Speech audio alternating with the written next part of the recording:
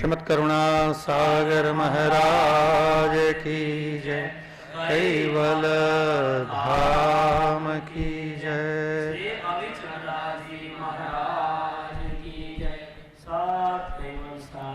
सत केवल साहेब।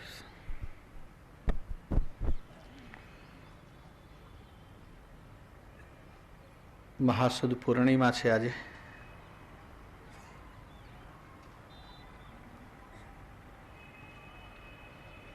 અને આજે આપણે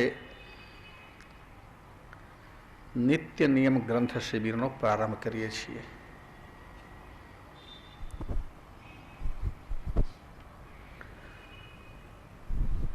નેમી અમૃત મહોત્સવ આપણો ઉજવાઈ રહ્યો છે.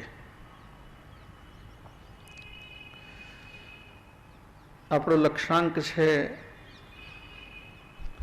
દરેક અનુયાયી નેમી બને અને દરેક નેમી પ્રચારક બને. પણ પ્રચારક કઈ રીતે બનશે? અને પૂરેપૂરું જ્ઞાન તો પરમગુરુનું હોવું જોઈશે ને. પરમગુરુ શ્રીમદ કરુણા સાગર નો સિદ્ધાંત શું છે એનો ખ્યાલ તો હોવો જોઈશે. એટલે સઘન ગ્રંથનો અભ્યાસ એ મહત્વનું છે. અને એટલા માટે આપણે આ નિત્ય નિયમ શિબિરથી હવે ગ્રંથનો અભ્યાસ વર્ગ પ્રારંભ કરીએ છીએ.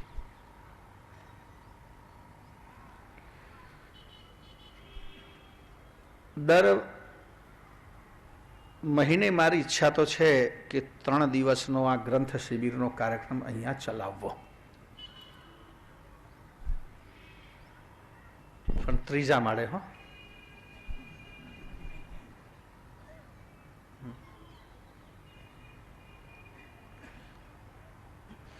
પરમગુરુના જ્ઞાનમાં માણસ તનથી અને મનથી બંને રીતે મજબૂત હોવો જોઈએ.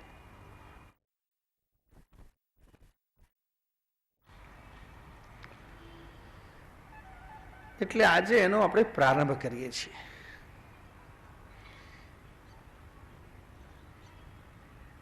બધાને ખબર છે આમ તો અમારા આ શિબિર માટે એક યજમાન નિશ્ચિત થયા હતા, પણ સંજોગવશાત કેટલીક એમને પ્રતિકૂળતાઓ આવી એટલે એમણે વિનંતી કરી કે મારી શિબિર પોસ્ટપોન રાખો, ફરી કરીએ. મેં કહું ફરી દેખી જાયગી, લેકિન એક વખત જાહેરાત થઈ ગઈ એટલે હવે આ તો થઈ જશે. કે માત્ર જાહેરાત જ નહીં, આપણે હવે બધા ગ્રંથો જલ્દી બધાને સંભળાવવા છે. એટલે એક બંધ કરીએ તો 1 મહિનો આખો બેકાર જાય. અને મેં નિર્ણય એવો કર્યો છે કે આખી બધી ગ્રંથની શિબિરો તે રાષ્ટ્રભાષામાં કરવી, હિન્દીમાં કરવી. मुझे इतना है अच्छा, आप लोगों को राष्ट्रभाषा बहुत अच्छी भाती है क्या? ठीक है, मैं भी प्रयत्न करूंगा बोलने का, सीखने का, बोलने का क्या.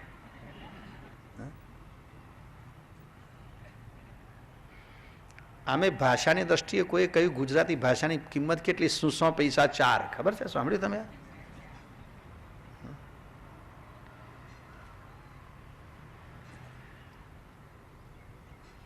અઠે કઠે કે આઠ આને અબે તબે કે 12 ઇકડ તિકડમ 16 આને 100 પૈસા 4. આ ભાષાની કિંમત કરતી એક પંક્તિ છે.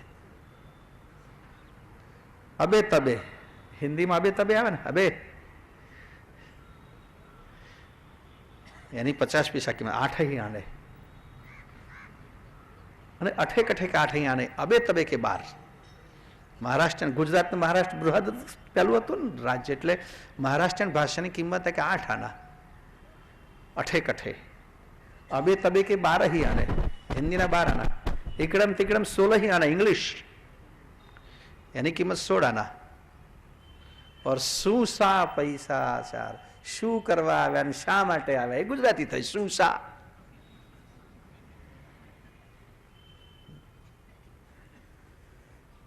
ખેર એવું નથી, કોકે લખી નાખ્યું હશે, બાકી સુસા પૈસા જ આખી દુનિયામાં રાજ કરે છે.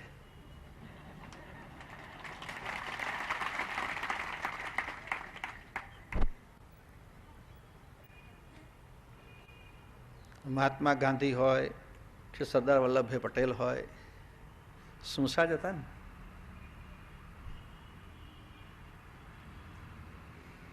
એને દુનિયાનો ભાગ્ય કોઈ દેશ એવો હશે કે જ્યાં ગુજરાતી ના હોય.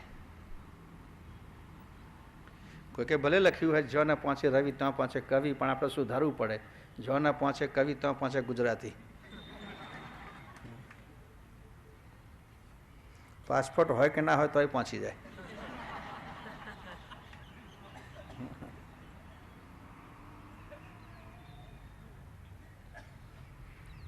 તો ઈચ્છા એવી રાખી છે આપણે કે હિન્દી ભાષામાં બધા જ ગ્રંથોનું પ્રવચન કરવું. એટલે હજુ મેં પ્રવચન શરૂ નથી કરતું, પૂર્વ ભૂમિકા કરી તમને. હજુ તો આપણે મંગલાચરણ કરીશું, પછી ચાલુ કરીશું. તો ઠીક છે, પ્રથમ મંગલાચરણ કરીએ. ઓમ પ્રથમ પ્રણામ ધામ જેનો સકલ પરાપર સરલે જાકી શક્ત વ્યક્ત બ્રહ્માંડ સકલ ધરા જય જય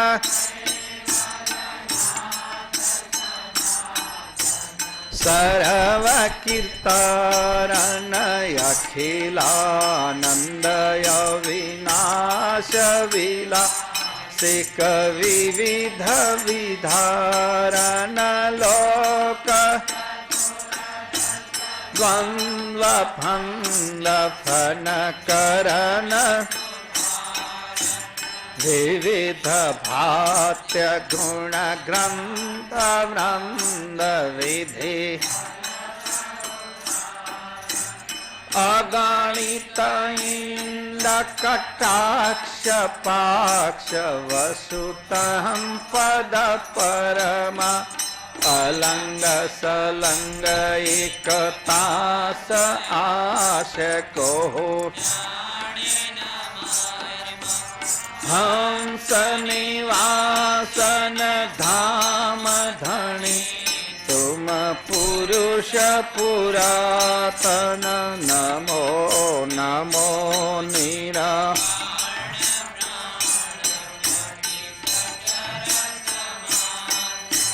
પ્રકૃતિ દિનો ધન્ય પુરુષ ફલક મેં આન્ય ધામ પતિ દેવ યુગલ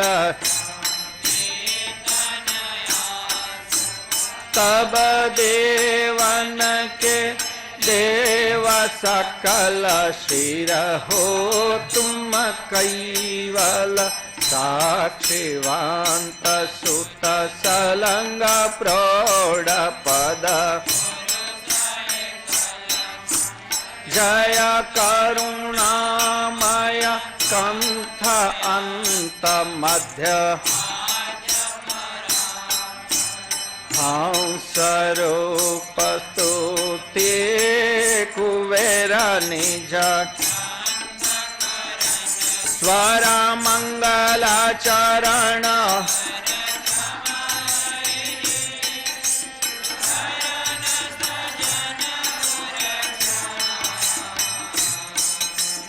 अब ग्रंथन प्रारंभ हो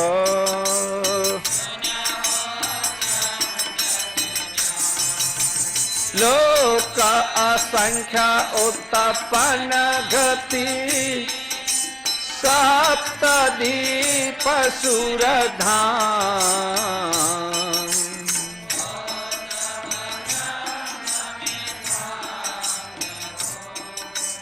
विविध भात्य गुण ग्राम सकल अंग भिन्न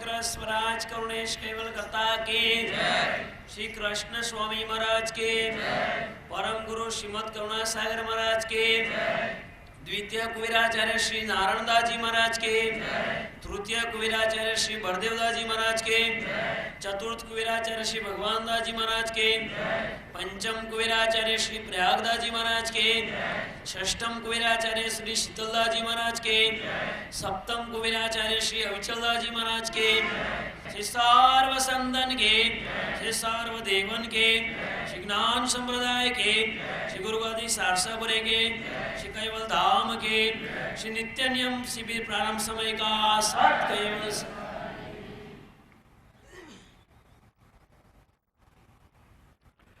सत केवल साहेब जय केवल सो सत केवल साहेब।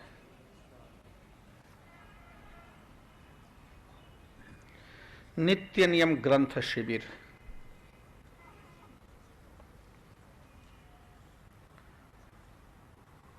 ज्ञान संप्रदाय के षष्ठम कुबेराचार्य पूज्यपाद शीतला जी महाराज श्री ने ये शब्द दिया है, नित्य नियम।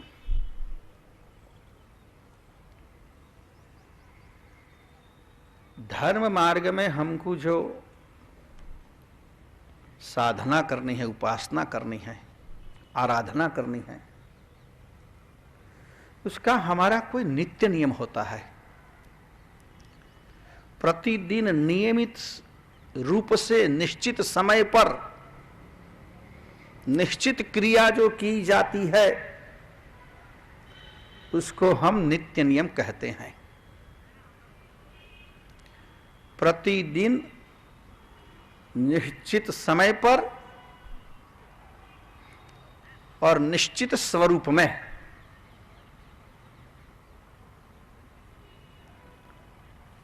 हम जो पूजा आराधना उपासना करते हैं ये हमारा नित्य नियम है।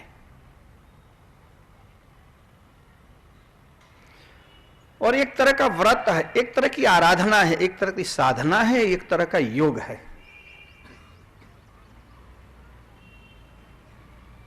जैसे हमारे आयुर्वेद में दिनचर्या और ऋतुचर्या की बात आती है।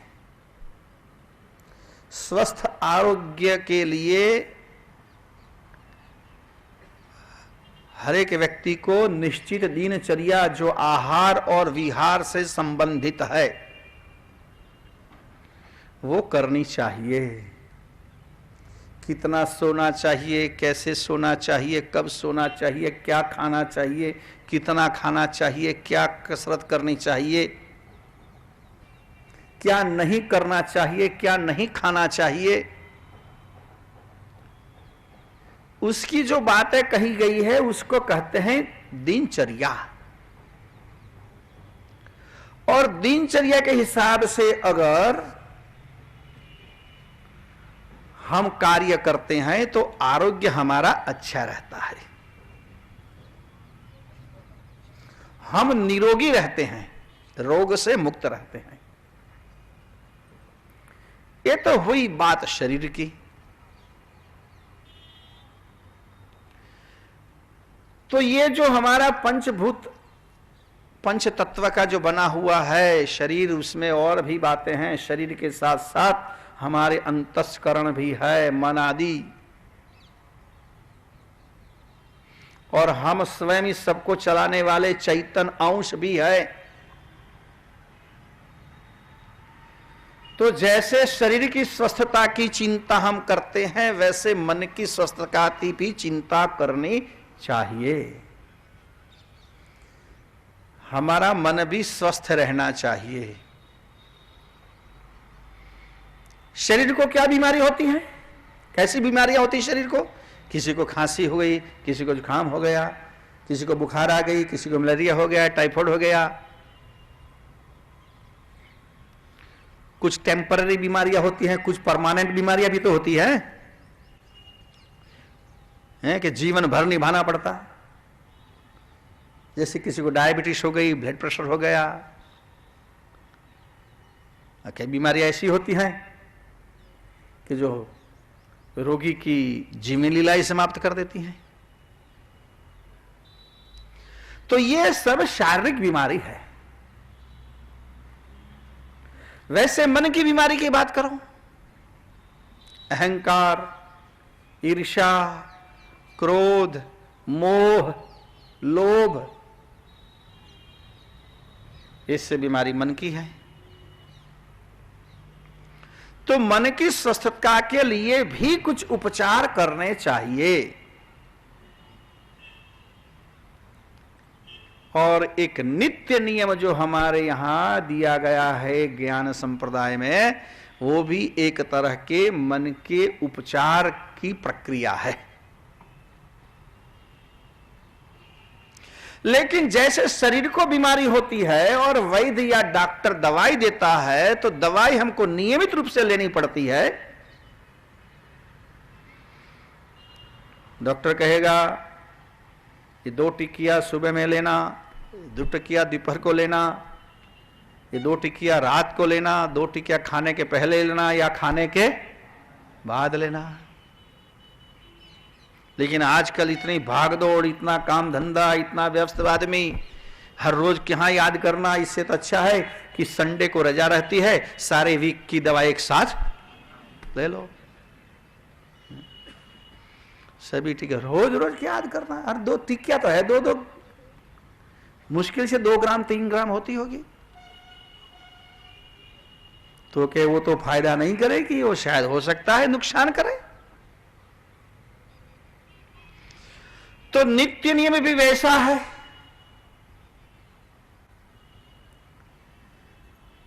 कई लोग कैसे करते हैं कि चलो एक महीना ही पूरा कुछ व्रत कर लो, कुछ यात्रा कर लो, कुछ तीर्थ कर लो, कुछ जप कर लो, फिर आखा वर्ष पूरी साल वैसे ही जाओ। तो वो साधना नहीं है, उससे नित्य नियम नहीं कहा जाता। प्रतिदिन नियमित रूप से अगर आप करते हैं तो एक तरह की साधना है, एक तरह का योग है, और वो ही आपको कुछ फायदा कर सकता है। और इसीलिए परम कृपाणु परम गुरु श्रीमत करुणा सागर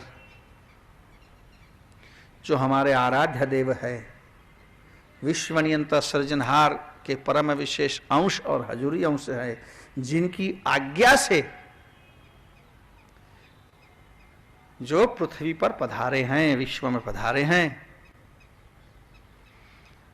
और सभी मानवों को निज कर्ता का और निज स्वरूप का जो बोध कराते हैं। हमको बोध ही तो प्राप्त करना है। जो चीज हम भूल गए हैं, जिस बात को हमने अपने समझ क्षेत्र में से खो दिया है, उसका बोध जो कराते हैं वो परम कृपाणु परम गुरु श्रीमत करुणा सागर हैं।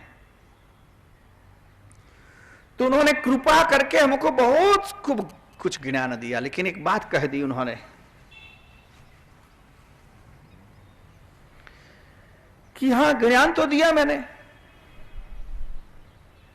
लेकिन उससे फायदा किसको होगा। एक जगह बाप जी ने अपने आप को भी वैद्य बताया, हम वैदक भव दुख दर्द के। परम कृपाणु गुरु महाराज कहते कि मैं वैद्य हूं, मैं वैद्य हूं, हम वैदक भव दुख दर्द के। क्या दर्द मिटाता हूं? भव दुख। ये भव में कौन सा बड़ा दुख है? तो कहते हैं पुनरपि जननम पुनरपि मरणम पुनरपि जननी जठरे शयनम। ये हमारा सबसे बड़ा दुख है। बार बार पैदा होना, बार बार जन्म लेना और बार बार मृत्यु को प्राप्त करना, जिसको हमारे शास्त्रकार कहते हैं लक्ष्य 84 लाख प्रकार के शरीर को धारण करना।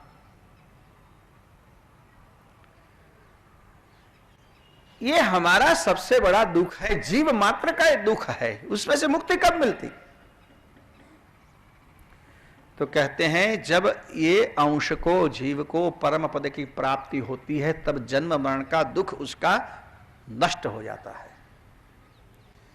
तो ये दुख को दूर करने के लिए परम कृपाणु परम गुरु श्रीमत करुणा सागर विश्व में पधारे हैं। तो कहते कि हम वैदक दुख भव दुख दर्द के, मैं वैद्य हूं, भव दुख दर्द को नष्ट करता हूं, यानी जन्म मरण के रोग को मिटाने का कार्य परम कृपाणु परम गुरु करुणा सागर करते हैं। लेकिन वो नष्ट कैसे हो? उन्हें कहा कि ये रोग तो है आपका, लेकिन चरी बिन रोग न जाई। पथ्य का जब तक अनुसरण नहीं करोगे, अपथ्य को जब तक छोड़ोगे नहीं, विधि निषेध को जब तक ग्रहण नहीं करोगे, तब तक तुम्हारा जन्म मरण रूप दुख दूर नहीं हो सकता। जन्म मरण रूप दुख दूर करने के लिए जीव मात्र को पथ्य अपथ्य का ख्याल करना पड़ेगा, विधि निषेध का अनुसरण करना पड़ेगा। तो कुछ विधि दी है गुरु महाराज ने, निषेध भी किया है, विधि का भी आदेश दिया है। विधि में है नित्य नियम, नित्य नियम विधि है। यह विधि का संकलन किया है पूज्यपाद शीतलदास जी महाराज श्री ने, जिसमें से हमने 9 नियम का निर्धारण किया है। परम गुरु श्रीमत करुणा सागर की औषधि को ग्रहण करने की रूप में 9 नियम का निर्धारण है।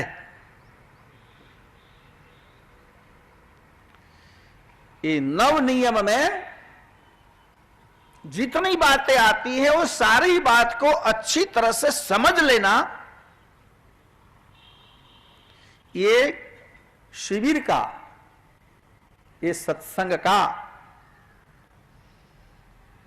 उद्देश्य है।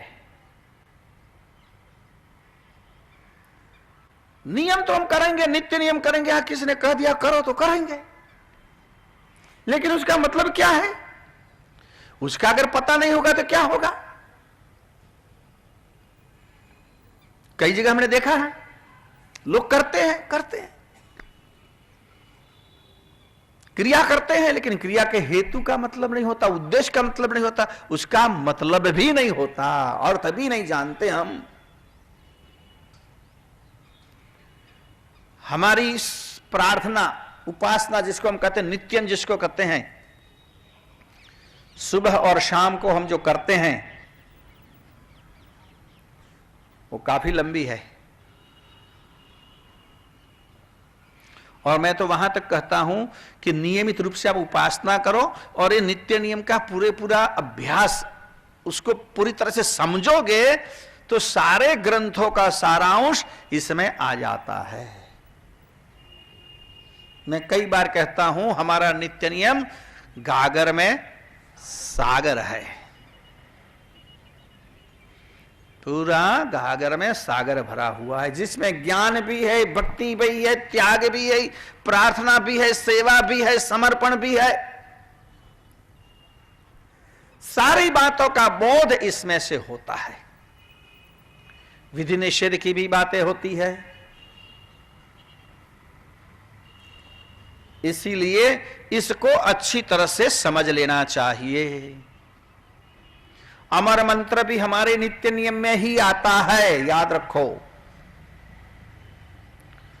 प्रगट मंत्र का मतलब भी नित्य नियम में ही आता है। ध्यान भजन करने का कार्य भी नित्य नियम में ही आता है, क्योंकि 9 नियम में जो बातें कह दी गई,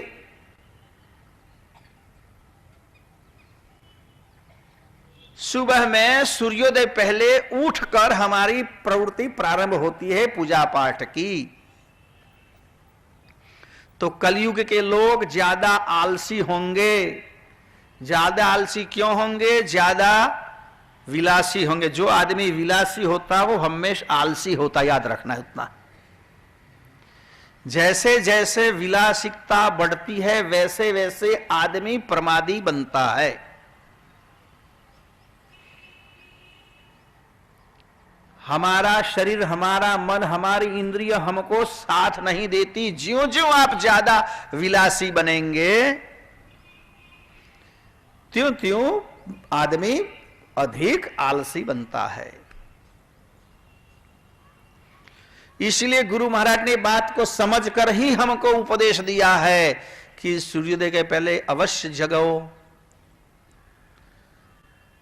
और मात्र जागने की ही बात नहीं कही, उतना कहा है कि सूर्योदय के पहले आपको स्नान करके तैयार हो जाना चाहिए। कितनी अच्छी बात कही देखिए। तो ये नित्य नियम में आता है, याद रखो भाई। और आजकल तो हमारे यहां श्रम बहुत कम हो गया लोगों को, फिजिकली, शारीरिक। इसलिए अगर सुबह में प्रातः काल हम भोर होते अगर जागते हैं और स्नान विधि से तैयार होते हैं तो कोई तकलीफ नहीं होनी चाहिए। लेकिन हमारे घर में एक मित्र आ गया है जो हमको देर रात तक सोने नहीं देता है। वो हमारा मित्र नहीं लेकिन दुश्मन है। एक दुश्मन हमारे घर में हमने बड़े प्यार से पाला है। देखिए कैसी बात है। कोई आदमी दुश्मन को इतना प्यार करता क्या? आप तो बड़े प्यार से पालते हो और ढूंढते हो अच्छा दुश्मन कौन हो, बढ़िया, बड़ा, ऑटोमेटिक, अच्छी क्वालिटी वाला। दुश्मन और ही क्वालिटी होती है।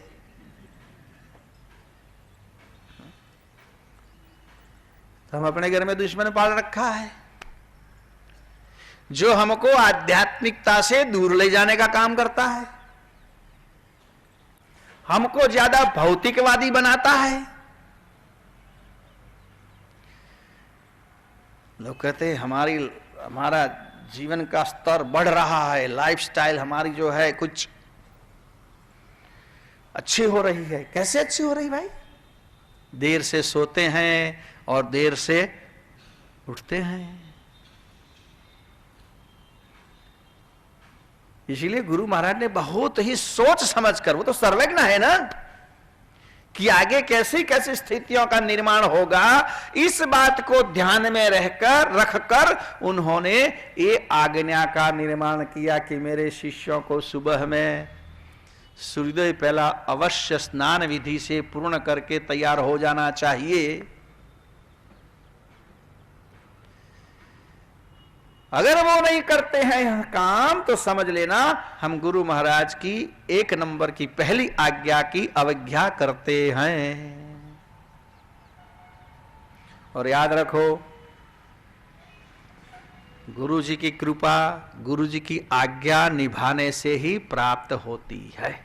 गुरु महाराज कहते हैं कि मेरी कृपा किसको मिलेगी? जो मेरी कसौटी को सहन करेगा उसको। सही कसौटी सुख पाम्या पार। फिर अमर मंत्र की बात आती है, भाल तिलक की बात आती है, भाल तिलक की बात आती है। उसके पीछे भी बहुत बड़ा आध्यात्मिक लक्ष्य है, उद्देश्य है। लेकिन आज उसकी चर्चा नहीं करूंगा क्योंकि आज उपासना के बारे में ही मुझे बात करनी है आपको। लेकिन नित्य नियम में यह भी बात आती है, कभी न कभी तो उसकी चर्चा करनी ही पड़ेगी। करेंगे, जरूर करेंगे। हमारी जो भी परंपरा है उसके साथ पूरा विज्ञान भी है, आरोग्य भी है, समाज की व्यवस्था भी है और अंतोगत्वा आध्यात्मिकता है। सारी परंपराओं का लक्ष्य ये सारी बात करके इंसान, व्यक्ति परम पद की प्राप्ति करें। और ये लक्ष्य बनने से ही आदमी सुखी बन सकता है और औरों को भी सुखी कर सकता है। देखिए, आप समझ लीजिए, आपको किसका भय है? किसी को सज्जन का भय है कभी? जो आदमी सज्जन है, आप जहां रहते हो, गांव में, शहर में, आपके पड़ोस में दोनों बगल में 2 आदमी रहते होंगे। अब समझिए कि एक और आपके यहां बिल्कुल सज्जन आदमी रहता है, तो सज्जन से आप कभी भयभीत होंगे क्या? उसका कोई आपको डर होगा क्या? नहीं। और एक और दुर्जन रहता है तो आपको सतत चिंता रहेगी कि कभी घुस ना जाए घर में, कभी आ ना जाए, कभी झगड़ा करेगा, कभी ये करेगा, कभी वो करेगा। अगर सज्जन होगा तो आप बड़ी शांति से, बड़े प्रेम से रहेंगे, कोई चिंता नहीं। घर की चाबी भी अगर आप उसको देंगे तो भी कोई चिंता आपको होगी नहीं। और अगर दुर्जन पड़ोसी होगा तो ताला लगाने के बाद भी चिंता रहेगी कि साला तोड़ के खोल ना ले। तो उस तरह सारी दुनिया में सज्जन बढ़ेंगे तो शांति बढ़ेगी, या दुर्जन बढ़ेंगे तो अशांति बढ़ेगी। तो सज्जन कैसे बढ़ेंगे? सज्जन किसको कहेंगे? जिसमें आध्यात्मिकता है वो ही सज्जन बन सकता है। आध्यात्मिकता के सिवा सज्जनता मुश्किल है। कई लोग कहते हैं जैसे कि जन सेवा वही प्रभु सेवा, लेकिन मैं बार बार कहता हूं कि जहां प्रभु सेवा वहां ही जन सेवा। बिना प्रभु सेवा के भाव जन सेवा का भाव नहीं आ सकता। और जिसमें कुछ आया है वो शायद दिखावा हो सकता है। आजकल कई लोग ऐसे होते कि हम कुछ करें कुछ कम और दिखाएं ज्यादा, तो दिखाएं ज्यादा। हमारी फोटो कहीं कोई टीवी पर आ गई या कहीं आ गई तो हम कितना खुश हो जाए, हमारी फोटो टीवी पर आ गई, अखबार में आ गई, क्योंकि हमको लोगों ने देखा। अब देखने वाले पहचानते भी नहीं होंगे कौन है, कहां का आदमी है। तुम ही खाली अपने को पहचानोगे कि मेरी तस्वीर है उसमें, तो भी मन में एक अहंकार आ जाता है। तो ये जन सेवा आध्यात्मिकता बिना अधूरी है, हो ही नहीं सकती। तो इसी तरह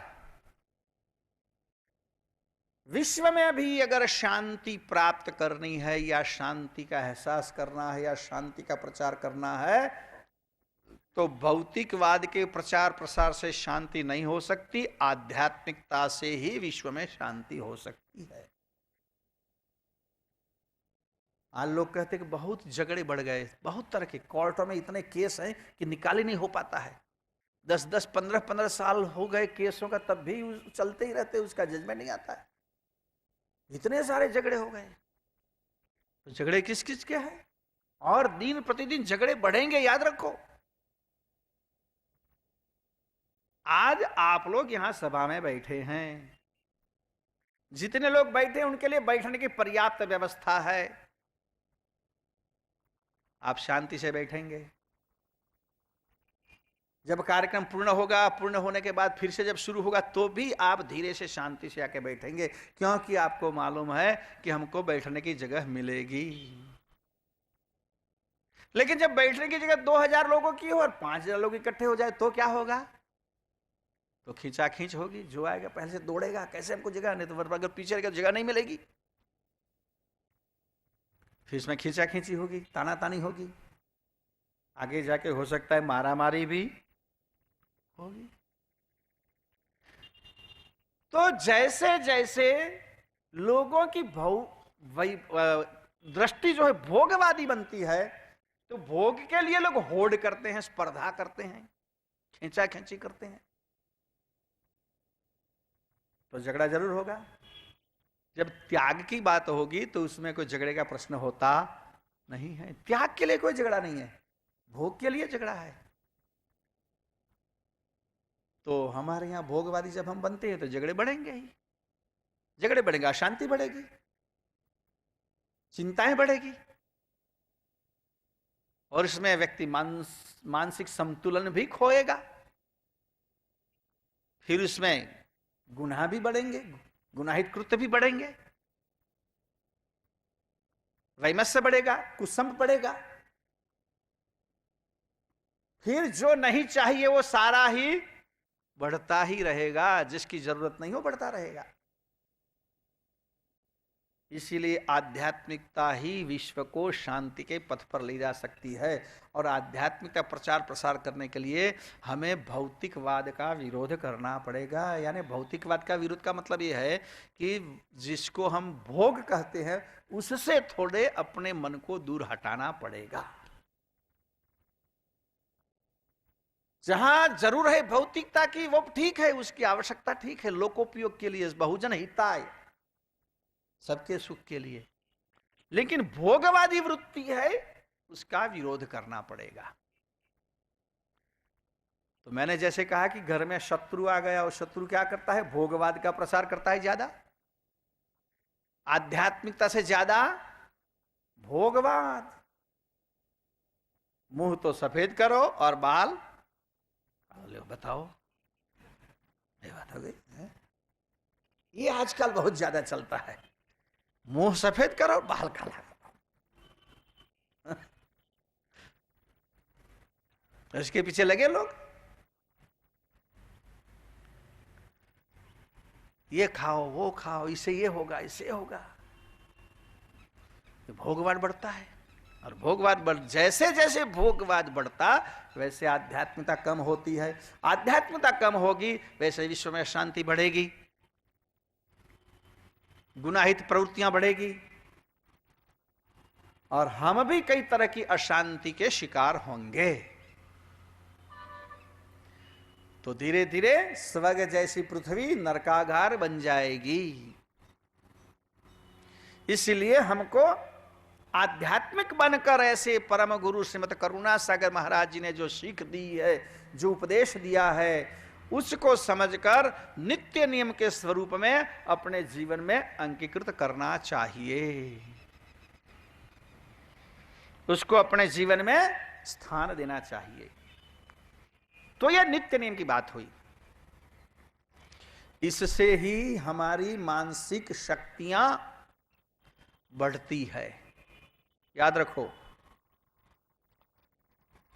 बल की बात होती है तब एक मनोबल की भी बात होती है। मनोबल किसको कहते हैं? मनोबल किसको कहते हैं? याद रखो, कोई आदमी ने किसी को बराबर मन मजबूत करके उसको खंजर मार दिया, उसको मनोबल नहीं कहते। बहुत मनोबल वाला आदमी किसी को खंजर मार दिया, उसको मनोबल नहीं कहते। जो पॉजिटिव दृष्टि से जिसका मन सशक्त है उसको ही मनोबल कहेंगे। अरे कितना मनोबल, 10 बज गया तब तक उठ नहीं रहा है, क्या उसको मनोबल कहेंगे क्या? वाह भाई वाह, इसका तो मनोबल अद्भुत है, 10-10 घंटा सो जाए तो भी कोई चिंता,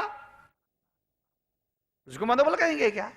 नहीं, मनोबल उसको कहेंगे कि 10 घंटा सतत काम करता है तो भी उसको थकावट नहीं है, उसको मनोबल कहेंगे। यानी जिसमें पॉजिटिव क्रिएशन करने की जो शक्ति है उसको ही मनोबल कहा जा सकता है। तो हमारा मनोबल ऐसे बढ़ेगा, हम जितना भौतिकवाद को, भोगवाद को अपने से दूर रख सकते हैं उतना आपका मनोबल दृढ़ समझो। इतना मनोबल दृढ़। भूख लगने पर भी आप कहेंगे कि नहीं ये चीज अच्छी नहीं है, मैं नहीं खाऊंगा।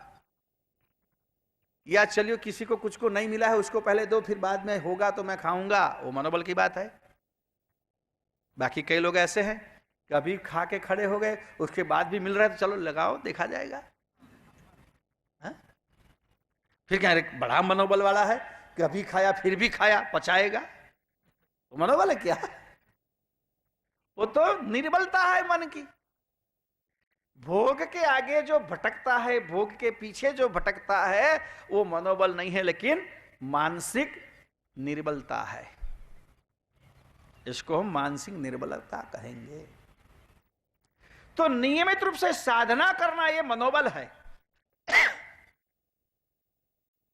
गुरु महाराज ने कहा कि सूर्योदय पहले जग के स्नान करके तैयार हो जाओ, ये मनोबल की बात है। कुछ समय के लिए आसन दृढ़ करके बैठ जाओ, ये मनोबल की बात है। कितनी भी परेशानियां हो, कितनी भी विपरीत संयोग हो, तो भी नियमित रूप से प्रार्थना करो, नियमित रूप से नित्य नियम करो, ये मनोबल है। तो ये मनोबल बढ़ाने की सारी प्रक्रिया है। तो ध्यान, भजन, नित्य मंदिर दर्शन, ये हमारे नित्य नियम में आता है, हमारे 9 नियमों में आता है। तो परम कृपाणु श्रीमत करुणा सागर महाराज जी कहते हैं कि भैया जब तक आप ढंग से पथ्य का अनुसरण नहीं करोगे, अपथ्य का त्याग नहीं करोगे, तब तक आपको मेरा ज्ञान, मेरा उपदेश, मेरी शिक्षा किसी तरह के लिए, किसी तरह से उपयोगी नहीं होगी। तो इसमें एक खास बात कही गई है, नित्य नियम। मैंने पहले कहा कि हमारे नित्य नियम में गागर में सागर है, जिसमें ज्ञान भी आता है, भक्ति भी आती है और त्याग के गुण भी आते हैं। त्याग नहीं, मैं कहूंगा वैराग्य। देखिए, त्याग और वैराग्य दो में अंतर है। त्याग क्रिया है और वैराग्य भावना है। तो क्रिया तो कभी कभी अनिच्छा से भी करनी पड़ती है। हमारी बहनें जब उनकी शादी होती है तो कहते हैं कि मैका का उन्होंने त्याग किया, त्याग किया, लेकिन तो करना पड़ता है इसीलिए किया। हालांकि आजकल ऐसी बात नहीं है। कई चीजें ऐसे कि त्याग किया, क्योंकि पंच भौतिक शरीर का त्याग किया। जब आदमी मृत्यु पाता है ऐसे कहते हैं ना, शरीर का, लेकिन वो तो इच्छा से किया कि अनिच्छा से किया? इच्छा से होगा, अनिच्छा से हुआ। तो त्याग केवल क्रिया है, वैराग्य भावना है। और सचमुच तो वैराग्य होना चाहिए। जब भावना होती तो आपको आप त्याग हो जाता है, त्याग करने की जरूरत पड़ती नहीं है। याद रखो, त्याग करने की जरूरत नहीं पड़ती है, आपो आप त्याग हो जाता है।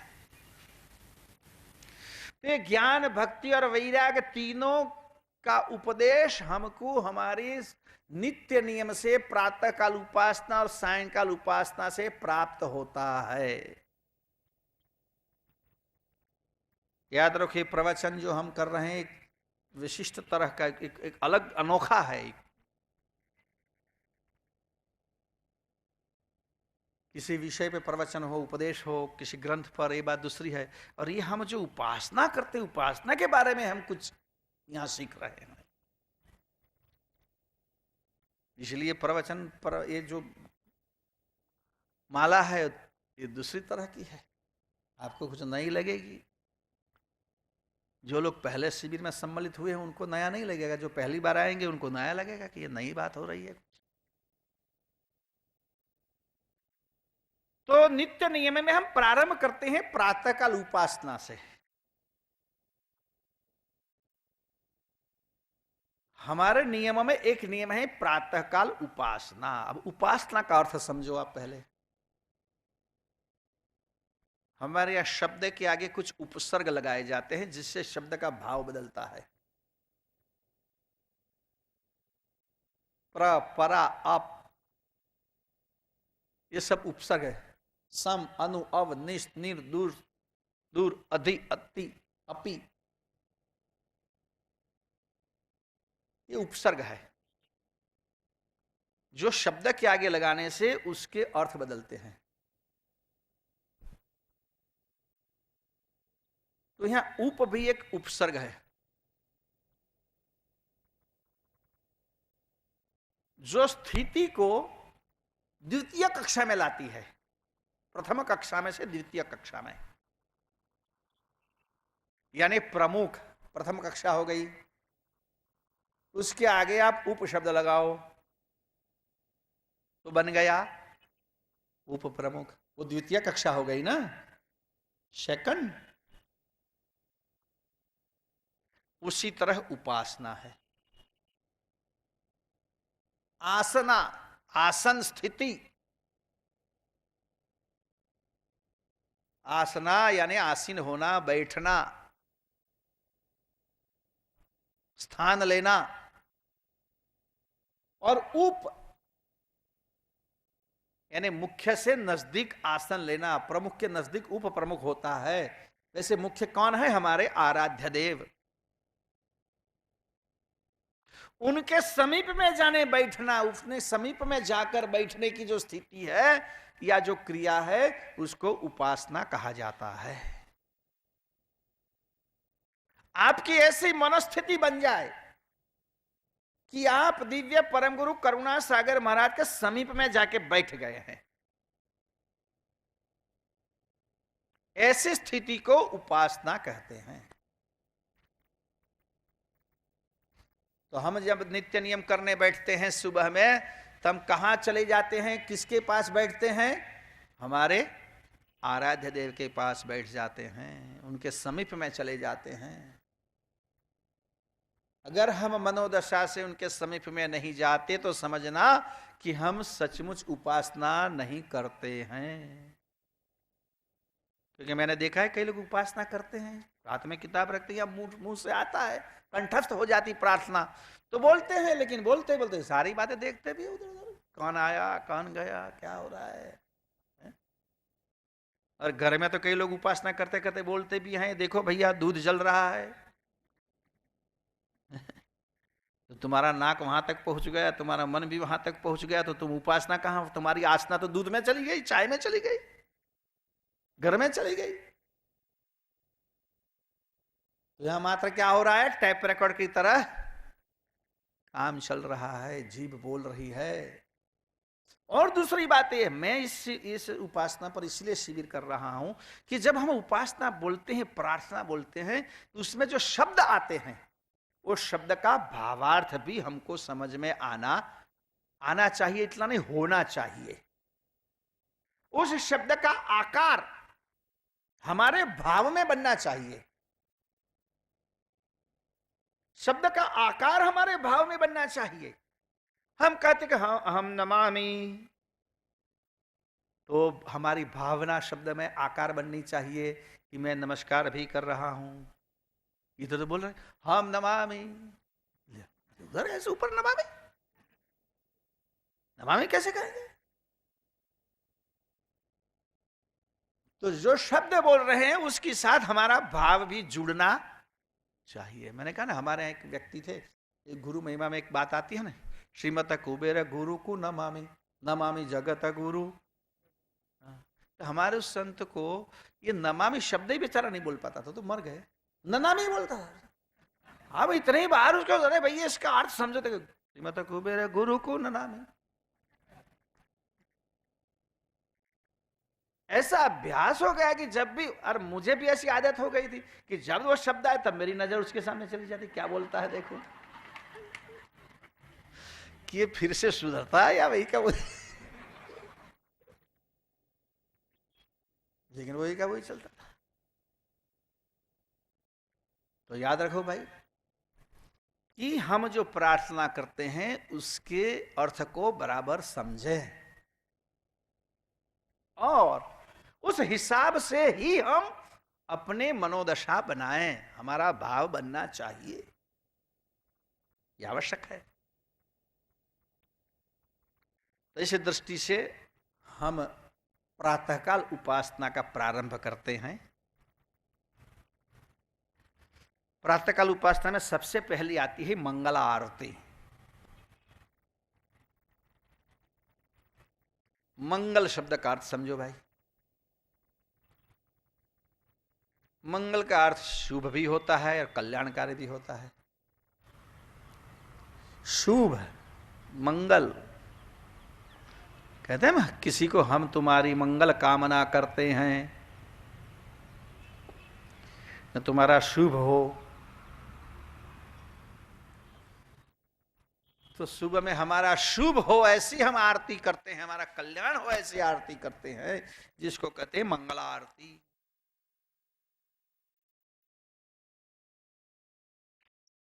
प्रिंटिंग में थोड़ी गलती है, मंगल आरती, फिर मंगल आरती होती है। सब संधि बनती तब मंगल आरती, मंगल आरती। आरती का भी मतलब समझो बराबर भाई। आरती क्यों की जाती है, आरती का क्या मतलब है, आरती कैसे की जाती है। आजकल हमने आरती का बहुत अवमूल्यन कर डाला। अब तो लोग मुर्दों की भी आरती करते हैं, मैंने देखा है। जिसको ले जाके स्मशान में जला करती है उसकी भी आरती की जाती है। आरती का मतलब क्या है? बहुत से लोग ऐसे हैं जो आरती करते हैं लेकिन आरती का मतलब जानते नहीं है। तूने किया वो मैंने किया, मैं करूंगा वो दूसरा करेगा, बस होती है, चलती है। आरती, रति का मतलब है प्रेम।